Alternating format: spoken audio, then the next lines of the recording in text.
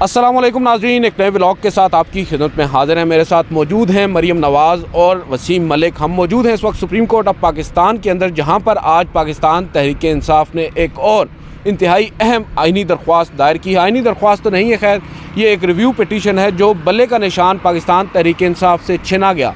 पाकिस्तान के chief justice of Pakistan justice Qazi Faez Isa की सरबराही में 3 रुकनी बेंच ने 13 जनवरी हफ्ते की शाम एक फ़ैसला दिया, जिसके नतीजे में पाकिस्तान तहरीक इंसाफ को बज़ाहिर इंतखाबी अमल से ही बाहर कर दिया गया था। अब उस फैसले को आज चैलेंज किया है पाकिस्तान तहरीक इंसाफ ने एक रिव्यू पिटीशन की सूरत में इलेक्शन से 2 दिन पहले। और इस रिव्यू पिटीशन की अहमियत क्या है उस पर बात करेंगे, मगर उससे पहले जो रिव्यू पिटीशन के अंदर ग्राउंड्स बताए गए हैं और जो प्रेयर की गई है वो मरियम नवाज़ से पूछ लेते हैं। मरियम, बताइएगा आज जो रिव्यू पिटीशन PTI ने फ़ाइल की है उसमें क्या कुछ कहा गया है?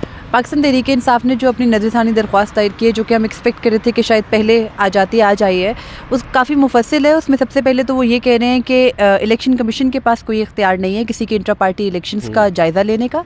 उसके अलावा वो ये कहते हैं कि PTI ने अपने पार्टी आइन के मुताबिक अपने इंट्रा पार्टी इलेक्शंस कराए थे और सुप्रीम कोर्ट ने दुरुस्त हक़ाइक़ का जायज़ा नहीं लिया, और इसलिए supreme court Peshawar high court का फ़ैसला बहाल करे, इलेक्शन कमीशन की जो फ़ैसला था उसको कलअदम करार दिया जाए। और उसके अलावा PTI ने अपनी पिटीशन के अंदर जो अभी PTI के साथ हो रहा है इलेक्शन के दौरान और इलेक्शन कैंपेनिंग के दौरान उनके साथ जो कुछ हुआ उसकी भी पूरी तफसील शामिल की। और वो कहते हैं कि इलेक्शन कमीशन का काम तो ये था कि वो शफाफ इंतखाबात कराती, तमाम सियासी जमातों को लेवल प्लेइंग फील्ड देती, लेकिन उसके बजाय इलेक्शन कमीशन जाके इमरान खान का जेल में ट्रायल कर रही है और अपनी तौहीन के ख़िलाफ़ जो है वो कार्रवाई में ज़्यादा इंटरेस्टेड है। उसके अलावा उन्होंने ये भी कहा है कि PTI के जब नॉमिनेशन पेपर्स जमा कराने का सिलसिला शुरू हुआ, जब उनके कैंडिडेट्स नॉमिनेशन पेपर्स जमा कराने जाते थे तो जो उनके प्रपोजर और सेकेंडर्स थे उनको हिरासा करने का सिलसिला शुरू हुआ। उसके बाद उसके बाद बहुत से नॉमिनेशन पेपर्स मुस्तरद हुए। मुस्तरद होने के बाद चने जो जिनके एक्सेप्ट हो गए, जो अब उनके कैंडिडेट्स इलेक्शन में हिस्सा ले रहे हैं, उनको सादा जो है वो कपड़ों में मलबूस अफराद आते हैं और वो हिरासा करते हैं और उनको कैंपेनिंग करने की इजाज़त भी नहीं दी जा रही।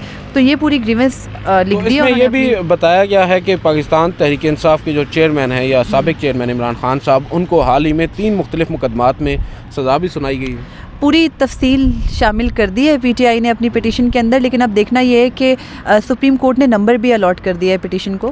तो अब ये देखना है कि क्या ये डायरी नंबर है, अभी उसके ऊपर समाअत के लिए मुकर्रर होना तो रजिस्ट्रार ऑफिस ने नंबर अलॉट कर दिया है। तो अब ये भी देखना है कि क्योंकि वही बेंच जिन्होंने एग्जैक्टली आज वेडनेसडे, अच्छा वेडनेसडे, सॉरी आज ट्यूसडे है सॉरी आज ट्यूसडे है और अभी कल का दिन भी है सुप्रीम कोर्ट में वर्किंग, और उसमें 3 रुकनी बेंच भी अवेलेबल है। उसमें जस्टिस मोहम्मद अली मजहर नहीं है, लेकिन सुप्रीम कोर्ट के वो 2 जजेस जिन्होंने ये फैसला सुनाया था वो ज़रूर यहाँ मौजूद है, चीफ जस्टिस काजी फ़ाइज़ ईसा और जस्टिस मुसर्रत हिलाली। और आपको पता है क्योंकि ये रिव्यू है तो इस रिव्यू के अंदर वही जजेस होते हैं जिन्होंने फैसला सुनाया है, ऑथर जज को होना लाजमी है। एग्जैक्टली, और वो चीफ जस्टिस काजी फ़ाइज़ ईसा मौजूद है।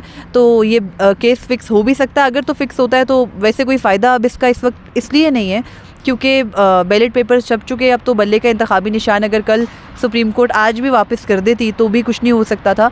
तो एक तो पिटीशन लेट आई, लेकिन शायद ये PTI की वो हिकमत अमली है जो PTI बार बार ये कह रही थी कि हम इलेक्शन से बिल्कुल पहले करेंगे। पिटीशन ले आए हैं वो, उस पिटीशन के अंदर अपने साथ होने वाला सारा सलूक भी उन्होंने शामिल कर दिया। सुप्रीम कोर्ट से इस्तदा की है कि जो आपका 13 जनवरी 2024 का ऑर्डर था वो दुरुस्त नहीं था, आपने हक़ाइक़ का दुरुस्त जायज़ा नहीं लिया, ना ही आपने इस चीज़ को कंसिडर किया कि PTI ने अपने इंट्रा पार्टी इलेक्शंस कराए थे और वो इंट्रा पार्टी इलेक्शन सिर्फ मीडिया के ऊपर नहीं बल्कि सोशल मीडिया के ऊपर, इंटरनेशनल मीडिया के ऊपर भी उनकी कवरेज हुई। और क्योंकि वो ऐसे हालात में हुए थे कि इससे मैस लेवल पे PTI इलेक्शन नहीं करा सकती थी, और वो कहते हैं कि PTI ने क्योंकि अपने पार्टी आइन के मुताबिक इलेक्शन कराने थे तो वो उन्होंने दुरुस्त कराए, ना इलेक्शन कमीशन के पास और ना ही आपके पास इख्तियार है कि उनका इस तरह से तकनीकी जायज़ा ले। और फिर सुप्रीम कोर्ट को ये कहा गया है कि PTI अपने इंट्रा पार्टी इलेक्शन से मुतालिक दुरुस्त थी तो उनको बल्ले का इंतखाबी निशान वापस किया जाए। बिल्कुल, वसीम मलिक साहब को शामिल करते हैं इसी टॉपिक के ऊपर। वसीम मलिक साहब, आप की क्या राय है जो आज रिव्यू पिटीशन पाकिस्तान तहरीक इंसाफ ने फ़ाइल की है? मरियम उसका तमाम तर हमें कॉन्टेक्स्ट तो बता ही चुकी हैं। जो रिलीफ है या इस दरख्वास्त का दायर होना और उसके बाद क्या समाअत के लिए मुकर्रर होती, आपको ये नज़र आ रही है? और क्या पाकिस्तान तहरीक इंसाफ को इस केस में रिलीफ मिल सकता है? देखिए, सबसे पहले जैसे अभी मरियम बता रही थी आज की दरख्वास्त का, उन्होंने एक बात बताई कि पाकिस्तान तहरीक इंसाफ के वकला ने लिखा है कि सुप्रीम कोर्ट ने केस के हक़ाइक़ का दुरुस्त जायज़ा नहीं लिया।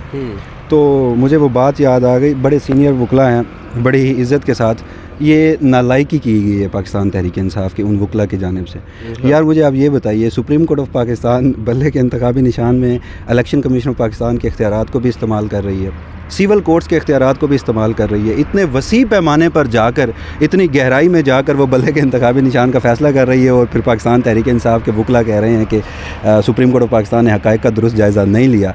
तो दूसरी बात यह है कि नहीं, ये तो लीगल टर्म में आपने, ज़ाहिर बात है जब आप रिव्यू में आए हैं तो आपको ये सब बातें कहना होती हैं, अदरवाइज़ तो फिर आपका रिव्यू बनता ही नहीं है।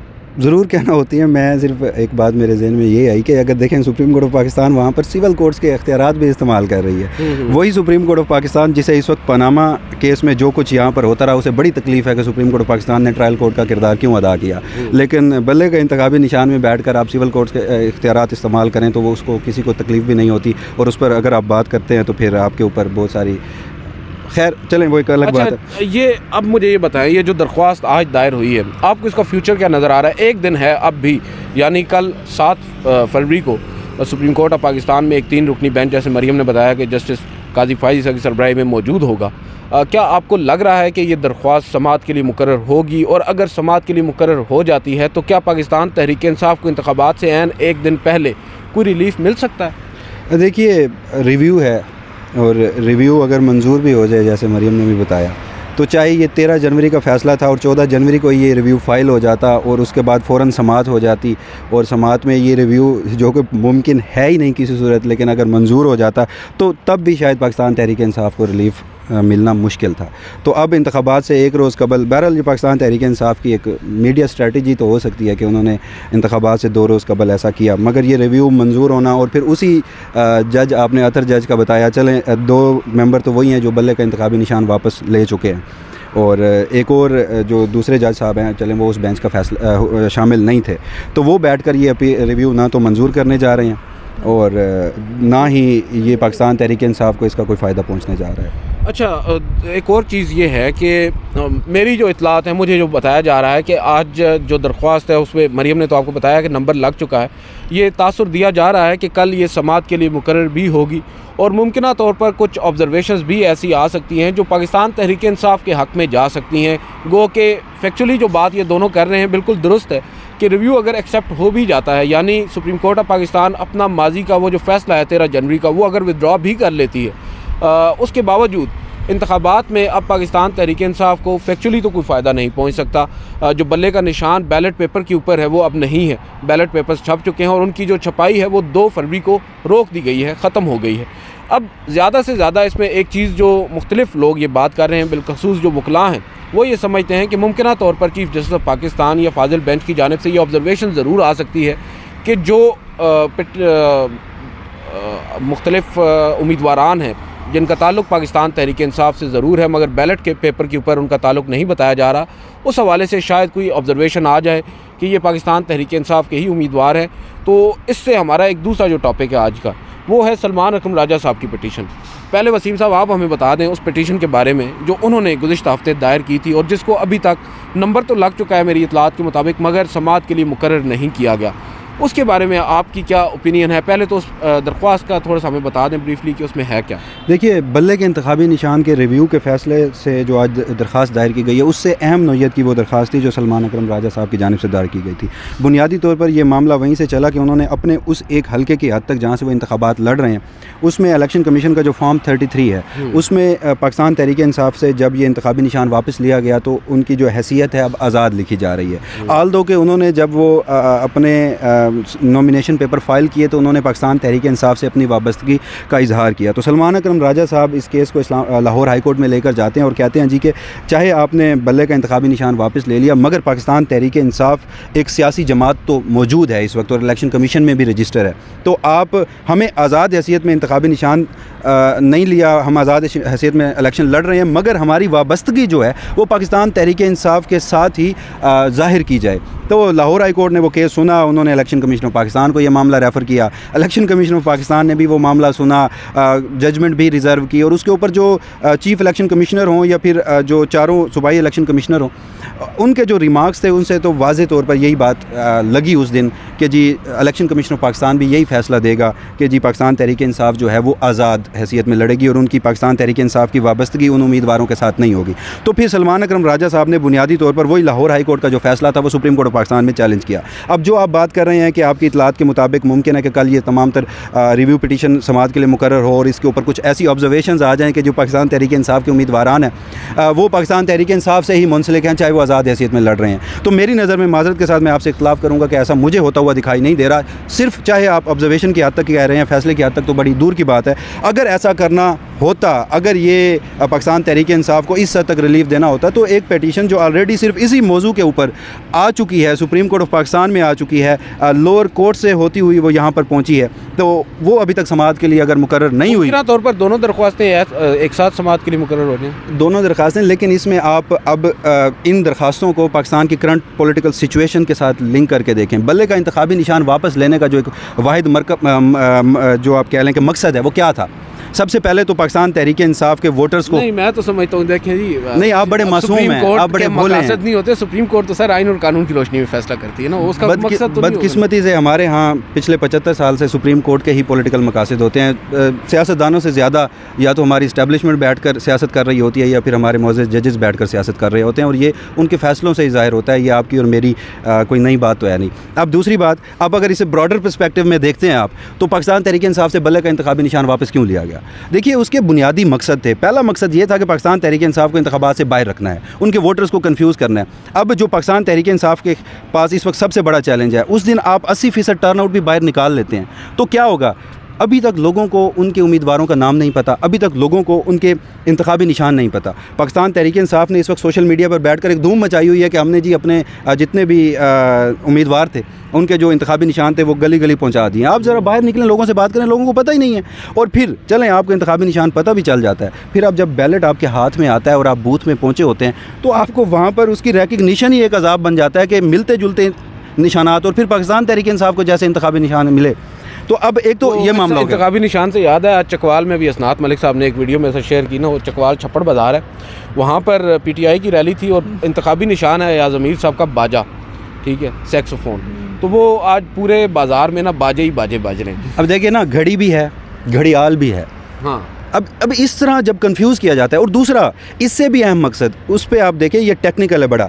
पाकिस्तान तहरीक इंसाफ के लोग बड़ी हैसियत में, आज़ाद हैसियत में जीत जाते हैं। तो यहाँ पे वो जो पहले होते थे, हमारे एक तर्जमान आते थे, वो आके इदारे के हवाले से ब्रीफिंग देते थे। अब उन्होंने ना निके निके तर्जमान रख लिए हैं, तो वो रोज़ सोशल मीडिया पे आके बैठ के ना, वो जो उनका तय हो चुका होता है कि हमने ये करना है, वो आके बता रहे होते हैं। तो वो आपको KPK से भी एक नंबर दे रहे हैं कि ये लोग खटक की जमात में जाएंगे, वो आपको पंजाब से भी एक नंबर दे रहे हैं, और ये वो लोग हैं कि जो अभी साबिक वज़ीर-ए-आज़म इमरान खान के ख़िलाफ़ कोई फ़ैसला नहीं होता, लेकिन वो बता देते हैं कि जी आपका जो ज़ाब्ता फ़ौजदारी है उसकी फ़लाँ सेक्शन के तहत आज इतने साल की सज़ा होगी।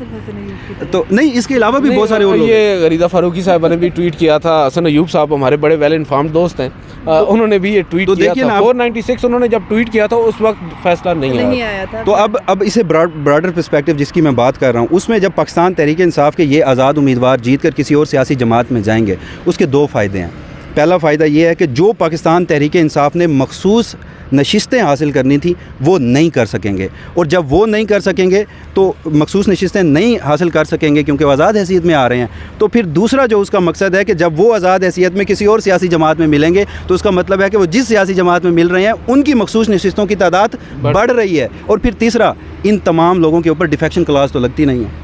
तो वो चाहे वज़ीर-ए-आज़म के इंतखाबात में बैठकर पाकिस्तान तहरीक इंसाफ का बंदा हो, वो चाहे जहांगीर तरीन साहब का नाम डिप्टी वज़ीर-ए-आज़म के तौर पर आ रहा है, बाकी लोगों का आ रहा है, तो वो डिफेक्शन क्लास ना लगे और उनका पार्लिमानी लीडर बैठकर वो कुछ और डिसाइड करता रहे। तो ये एक लार्जर पर्सपेक्टिव में बात है। आप इसको इतना आसान ना लीजिए कि कल सुप्रीम कोर्ट ऑफ पाकिस्तान बैठकर कोई ऑब्जर्वेशन दे देगी, कल सुप्रीम कोर्ट ऑफ पाकिस्तान बैठकर कोई फैसला दे देगी। वो ऑप्टिमिस्टिक आप तब भी थे, भले का इंतखाबी निशान जिस दिन आ रहा था, और उसके बाद फिर आपका मैंने वो गुस्सा भी देखा और आपने पता नहीं सोशल मीडिया पे कुछ ऐसा लिखा कि अब खैर चलें रहने दो। अच्छा मरियम, आप कुछ डिसएग्री कर रही हैं वसीम की बात से, आप क्या समझती हैं? ये जो पहले तो सलमान अकरम राजा साहब की जो दरख्वास्त है, आप उसका क्या फ्यूचर देख रही हैं? क्या उसको भी आप देख रही हैं कि कल उसके साथ क्लब करके सुन ली जाएगी? देखिए, सलमान अकरम राजा की पिटीशन जो है वो टोटली डिफरेंट है, और वो इस तरह से डिफरेंट है कि वो फॉर्म 33 की बात कर रहे हैं, और वो बिल्कुल ठीक बात कर रहे हैं कि एक पार्टी से आपने बल्ले का इंतखाबी निशान ले लिया, ठीक है ले लिया, आप समझते हैं इंट्रा पार्टी इलेक्शंस ठीक नहीं हुए, इस हद तक अगर आपकी बात से एग्री कर भी लिया जाए तो एक जमात रजिस्टर्ड है, इलेक्शन कमीशन के साथ मौजूद है, आप कैसे उसकी हैसियत ख़त्म कर सकते हैं? और किसी भी फॉर्म 33 पे आपने मेंशन नहीं किया हुआ कि ये शख्स पाकिस्तान तहरीक-ए-इंसाफ का कैंडिडेट है, और उसकी वजह है, मैं वसीम की बात से डिसएग्री नहीं कर रही, एग्री कर रही हूँ, और इस हद तक कर रही हूँ कि जब कोई सियासी जमात का वोटर्स को पहले तो मालूम नहीं है कि पीटीआई के जो लोग हैं वो कौन से हैं, फिर अगर एक हलके से 2 लोग खड़े हैं जिनका ताल्लुक पीटीआई से है या रहा है, तो उनके बारे में एक कन्फ्यूजन ये फैलाई जा रही है कि ये वाले शख्स को पार्टी ने टिकट दिया है और इसको नहीं दिया, और जो खुद कंटेंट कर रहा है कि मुझे दिया है उस पर कोई जो है वो उससे बेसिकली उसका जो मोटिव होता है वो तो ये होता है, हम खुद भी समझते हैं कि वोट तकसीम करना होता है। अब मुकाबले में अगर एक पाकिस्तान तहरीक इंसाफ का मुस्लिम लीग नवाज़ का उम्मीदवार है और दूसरी जानिब पाकिस्तान तहरीक इंसाफ के उसी हल्के से 2 उम्मीदवारान हैं, तो पीटीआई का जो वोट बैंक है वो जाएगा तो उन्हीं दोनों को, लेकिन तकसीम हो जाएगा और उसका फ़ायदा इवेंचुअली मुस्लिम लीग नवाज़ के उम्मीदवार को हो जाएगा। देखिए, वोट बैंक का फ़ायदा या तकसीम होने का फ़ायदा तब भी होगा जब वोट्स से किसी को हुकूमत देनी होगी। यहाँ पे डिसाइड हुआ हुआ है, आई डोंट थिंक सो कि वोटर से या वोट पड़ने से कोई फ़र्क पड़ेगा। ये तो खामखा 41-42 अरब रुपए डुबोने इन्होंने परसों, और आधे डुबो चुके हैं, कैसे पहले हो चुका है। देखें, ये तो आप टीवी चैनल वाला किरदार नहीं अदा करें ना, थोड़े से फैक्ट्स पे रहें। हमें भी पता है कि कौन से इलेक्शन होने जा रहे हैं। हम राइट नाउ इस्लामाबाद में खड़े हैं, मुझे 2018 के इलेक्शंस की फ़िज़ा और वक्त याद है। भले उस वक्त पीटीआई को लाना था, लेकिन पीएमएलएन पीपल्स पार्टी पीटीआई की जो रैलियां निकलती थी रोज़, वो सब लोग देखते थे। इतनी खामोशी, लेवल प्लेइंग फील्ड उस वक्त बाज़ाब्ता तौर पर हमें नज़र आती थी। आज वो लेवल प्लेइंग फील्ड मिल रही है, आप लोगों को पता ही नज़र क्यों नहीं आ रही। मैं तो जहाँ जाता हूँ मुझे पीटीआई के झंडे नज़र आते हैं, लोग नज़र आते हैं। अच्छा, हमारी भी कुछ इलेक्शन ड्यूटीज़ लगी हुई हैं अपने अपने दफ्तरों की जानिब से, तो मैं गई थी कल हलकों में, कहीं पे नज़र नहीं आया। आपको जहाँ नज़र आया मुझे बताइएगा, मैं ज़रूर जाऊँगी वहाँ पे। बाकी ये है कि एक पूरी जमात को आपने उठा के बाहर फेंक दिया, फ़ाइन। सलमान अकरम राजा सिर्फ इतना कह रहे हैं कि आप कम से कम हमारी पार्टी से वाबस्तगी तो रहने दें, उसको तो जाहिर करें, ताकि वो अपने वोटर के सामने कोई तो मैंडेट लेके, कोई तो बात लेके, मौक़िफ़ लेकर जाए ना। आप इस तरह से पूरी पार्टी को नहीं निकाल सकते। लेकिन खैर, सलमान अकरम राजा की जब पिटीशन आई थी तो वेल इन टाइम ही आई थी, वो उसमें फॉर्म 33 में कोई इतना मसला नहीं हो जाता। इलेक्शन कमीशन को अपील हुई ना, अपील ही है वो भी, ये भी अपील है, ये तो सॉरी रिव्यू है। लेकिन मसला ये है कि आपने ना तब सुनी केस को फिक्स किया, ना अब कोई उम्मीद है कि आप केस को फिक्स करेंगे, और कर भी देंगे तो आप क्या कर सकते हैं? आप मुझे बताएं, जब सुप्रीम कोर्ट ने आला बनना था 2018 में बनी, 2024 में बनना था बनी, अब आप एंड टाइम पे आके कुछ चेंज नहीं कर सकते। आप इलेक्शन के बाद जब कुछ चेंज करेंगे या कोई ऑब्जर्वेशंस देंगे तो फिर वो उसकी बात वही होगी कि लड़ाई के बाद जो चुपेड़ याद आती है वो आप अपने मुंह पे ही मार लें, कोई फ़ायदा नहीं हो, मुक्का वटेवर वो आप अपने मुंह पे लगा लें, उससे कोई फ़ायदा नहीं होगा। बाकी जो पीटीआई को अगर इस वक्त कुछ नुकसान मज़ीद हो सकता है तो वो ये केस फिक्स होने से ही होगा। मुझे लगता है जो रही सही सुबकी है वो उनकी पूरी की जाएगी कल। अच्छा, मैं तो समझता हूँ कि देखें, पाकिस्तान तहरीक इंसाफ की जो रिव्यू पिटीशन है, आप दोनों की जो बातें हैं वो 100% दुरुस्त हैं। और लाइटर नोट मैं ये कह रहा था कि पाकिस्तान तहरीक इंसाफ हमें नज़र आ रही है, मगर हमारे दिलों में कहीं नज़र आ रही है। 1 लाइनर सिर्फ कहूँगा मैं कि अगर सलमान अकरम राजा साहब की दरख्वास्त जो वो चाहते हैं मंजूर हो जाती है, तो फिर आपने ये जो पीछे पूरी एक्सरसाइज की है एक सियासी जमात से उसका इंतखाब छीनना, वो ख़त्म हो जाएगी। तो आप फिर आप इस सवाल का मुझसे मैं आपसे सवाल पूछता हूँ कि अगर सलमान अकरम राजा साहब की जो दरख्वास्त है वो मंजूर हो जाती है, तो बल्ले का निशान वापस छीनने वाली वो सारी जो एक्सरसाइज की गई थी वो इररेलेवेंट हो जाती है। क्या ऐसा आपको होता दिखाई दे रहा है? देखें, अगर वो हो भी जाए ना तो एक्सरसाइज वो वहाँ ही इंटैक्ट है। और हाँ, ये नाम है, आपको ऐसा होता दिखाई दे रहा है? अगर आपने पाकिस्तान तहरीक इंसाफ की वाबस्तगी ही उनके उम्मीदवारों की फॉर्म 33 में शो कर दिया, फैसला तो मुझे नजर नहीं आ रहा। फैसला मुझे पाकिस्तान तहरीक इंसाफ के हक में होता नजर नहीं आ रहा। अभी चंद समय कबल आप बहुत ऊपर उम्मीद थे। लेकिन मैं ऑब्जर्वेशंस की बात कर रहा हूँ, वो आप बात समझ नहीं रहे। मैं जो बात कर रहा हूँ बार बार, ऑब्जर्वेशंस जो है ना वो कभी कभार बहुत मैटर करती हैं। हमारे यहाँ सोशल मीडिया के ऊपर हम लोग चंद ऑब्जर्वेशंस जजेस साहिबान की लिखते हैं के साथ, यहाँ फैसले मैटर नहीं करते सुप्रीम कोर्ट ऑफ पाकिस्तान के, और आप ऑब्जर्वेशन की हद तक मौजूदा हमारे यहाँ इंपॉर्टेंस ही ऑब्जर्वेशंस को दी जाती है। फैसले तो हमारे यहाँ माशाल्लाह से बहुत अच्छे होते हैं। जो बात आप दोनों साहिबान ने की है कि इंतखाबात मैंने इसी वजह से बान कर दी है, पाकिस्तान तहरीक इंसाफ का जो मुस्तकबिल है वो तो हमें नज़र आ रहा है। और जो आइनी दरख्वास्त है या अपील और जो रिव्यू पिटीशन है, इनके साथ क्या होगा ये तो हमें अंदाज़ा हो रहा है। कल को एक इंतहाई अहम दिन है। देखते हैं चीफ जस्टिस ऑफ पाकिस्तान की सरबराही में 3 रुकनी बेंच आया इन दरख्वास्तों को समाअत के लिए मुकर्रर करता है या नहीं। मैं फिर वहाँ पर आ रहा हूँ क्योंकि मैं तो काफ़ी ज़्यादा ऑप्टिमिस्टिक हूँ कि ऑब्जर्वेशंस जो हैं वो अब भी मुझे लगता है कुछ ऐसी आ सकती हैं जिससे पाकिस्तान तहरीक इंसाफ को शायद उनकी कोई तशफ़ी हो जाए और मुमकिन तौर पर PTI जो है उसको रिलीफ तो बज़ाहिर मिलता नज़र नहीं आ रहा, लेकिन शायद कुछ बातें ऐसी हों जिससे पाकिस्तान तहरीक इंसाफ के लिए कोई फील्ड हमें नज़र आ जाए। बहरहाल देखते हैं क्या होता है। ये मेरे दोनों दोस्त मुझसे बहुत ज़्यादा डिसएग्री कर रहे हैं और आप मुझे भी देख सकते हैं कि मैं किस हद तक कन्विक्शन के साथ अपनी बात को कर रहा हूँ। आपका ये हाल मुझे लग रहा है FIA का नोटिस आ गया है आपको, या आने वाला है उसके बाद हुआ है, अदरवाइज आप इतने ऑप्टिमिस्टिक नहीं हो सकते। देखिए मैं तो बहुत ज़्यादा ऑप्टिमिस्टिक हूँ। बल्ले का निशान जब छिना गया था सर, मैं तो उस वक्त भी बड़े दावे के साथ कहता था और इसी वजह से मैं इतने ज़्यादा दावे के साथ ये बात कर रहा हूँ। मत किया करें, माजरत आखिरी बात, आप दावे मत किया करें। जब आप बड़े दावे करते हैं फिर वैसा नहीं होता तो फिर आप अपने गुस्से का जो इज़हार है वो सोशल मीडिया पे कर देते हैं और फिर उनके जो कॉन्सिक्वेंसेज हैं वो फिर आपको मजबूर कर देते हैं कि आप बहुत ज़्यादा ऑप्टिमिस्टिक हो जाए। अब देखिए ये सब हमने जो गुफ्तगू की है लाइटर साइड पे, लेकिन एक बात मैं आपको बता दूं कि आज हम लोग ये कह रहे हैं ना कि पाकिस्तान तहरीक इंसाफ को रिलीफ नहीं मिलेगा, अभी ये बात हेर से है। जब कल सुप्रीम कोर्ट ऑफ पाकिस्तान इस दरख्वास्त को समाअत के लिए मुकर्रर करेगी इंतखाबात से एक दिन पहले और पाकिस्तान तहरीक इंसाफ की दरख्वास्त को रिजेक्ट करेगी तो मेरा गुस्सा जायज़ होगा सर, और मैं ये समझता हूँ कि उसके बाद मैं खुलकर तनकीद कर सकूँगा। जैसे बल्ले का निशान जब छिन चुका था उससे पहले मैं ये बात नहीं कर रहा था, मैं तो कह रहा था कि सुप्रीम कोर्ट ऐसा कर ही नहीं सकती। जब उन्होंने किया तो हमने खुलकर बात की। मैं तो समझता हूँ कि सुप्रीम कोर्ट आए ऑल इन, वो कहते हैं ना, खुलकर सामने आ जाए, जो जो उसने करना है वो कर ले और उसके बाद फिर हम खुल के सामने सर देखिए जनरेशनल गैप है और कुछ नहीं है। अच्छा चलें नाज़रीन, आज की इस वीडियो से इतना ही, इजाज़त दीजिए, अल्लाह हाफ़िज़।